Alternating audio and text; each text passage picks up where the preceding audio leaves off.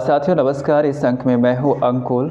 और साथियों हमने लास्ट वीडियो में एक बार डिस्कस किया था आप सबके साथ कि कोलकाता में जो इंसिडेंट हुआ था, जूनियर लेडी डॉक्टर के साथ जो दुष्कर्म हुआ था, उसके आरोपियों को क्या सज़ा मिलेगी। कानून के हाथ लंबे होते हैं, लेकिन कानून को अपना काम करने में समय लगता है। देश भर में प्रोटेस्ट हुआ। एक समय लग रहा था कि इसमें त्वरित कोई कार्यवाही हो सकती है, लेकिन आज की तारीख तक जब हम इस केस के बारे में जानते हैं, सिर्फ इन्वेस्टिगेशन ही हो रहा है। स्थानीय गवर्नमेंट ने भी एक आश्वासन दिया था, एक प्रस्ताव ला करके विधानसभा में, वेस्ट बंगाल की असेंबली में, लेकिन उसका परिणाम यथार्थ पे नहीं दिखा।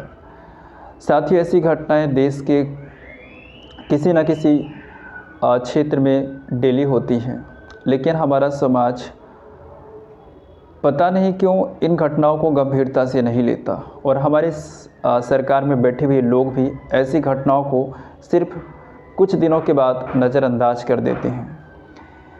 यह सभ्य समाज में कहीं से कहीं तक उचित नहीं है।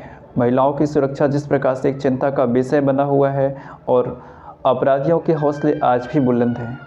आज भी मैंने सुना है कि जम्मू कश्मीर के डिस्ट्रिक्ट में ये घटना घटी है और मीडिया ने उसको उतना तवज्जो नहीं दिया है। हालांकि मीडिया को अपने हिसाब से घटना चक्र को मोड़ना होता है और उसको प्रेजेंट करना होता है, लेकिन हम जागरूक युवाओं की क्या भूमिका हो सकती है।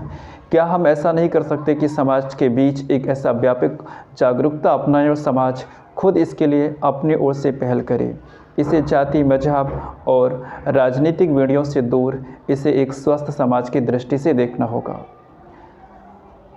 क्योंकि जिस प्रकार से देश विकास के रास्ते पे आगे बढ़ रहा है, मानव सभ्यता ने उन्नति के नए आयाम छुए हैं, लेकिन क्या किसी बहन या किसी बेटी को उसे अपनी अस्मिता की रक्षा की गारंटी ये समाज नहीं दे सकता। बेशक दे सकता है, लेकिन वो तब होगा जब हमें अपने घरों में छिपे हुए दरिंदों को पहचानना होगा। हमें ऐसे लोगों को कानून के माध्यम से सुधारने की बजाय हमें अपने घर के अंदर ही, समाज में ही उसे ऐसी शिक्षा, उसे ऐसे संस्कार या ऐसी जागरूकता उसके अंदर पनपनी होगी। क्योंकि हर चीज़ हम सरकार पे या राजनीति पे डाल दें, कानून के हवाले डाल दें, तो माफ़ कीजिएगा, कानून आपको कब तक न्याय दिलाएगी इसकी तो कोई गारंटी नहीं है।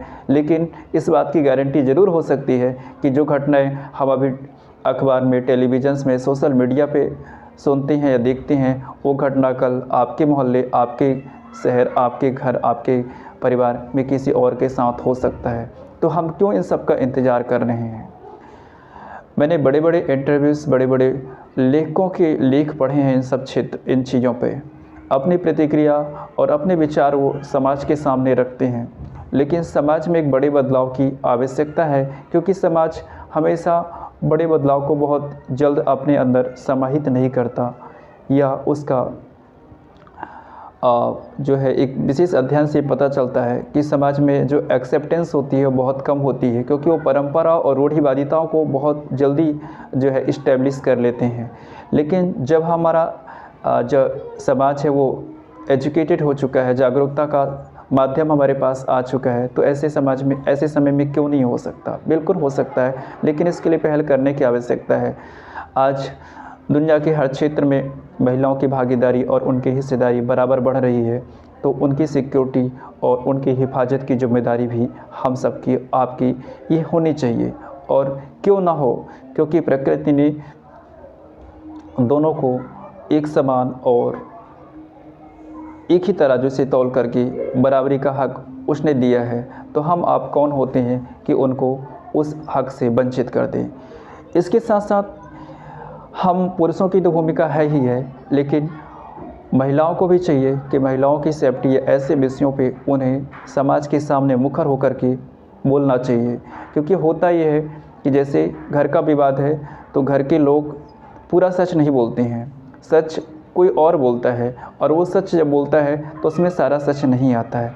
जब महिलाओं के साथ हिंसा होती है तो महिलाओं को एकजुट होना चाहिए, उन्हें भी राजनीतिक चश्मे से या धार्मिक चश्मे से नहीं देखना चाहिए। ये बड़े अफसोस के साथ होता है कि जब कोई हिंसा या कोई भी आपराधिक घटना किसी बहन या बेटी या बच्ची के साथ होता है तो उसे धार्मिक एंगल से देखा जाता है और अपराधी का धर्म देख करके उसके बचाव के लिए महिलाएं ही खुद आ जाती है। हाल ही में जम्मू कश्मीर में जो घटना घटी है वो कुछ ऐसा ही है।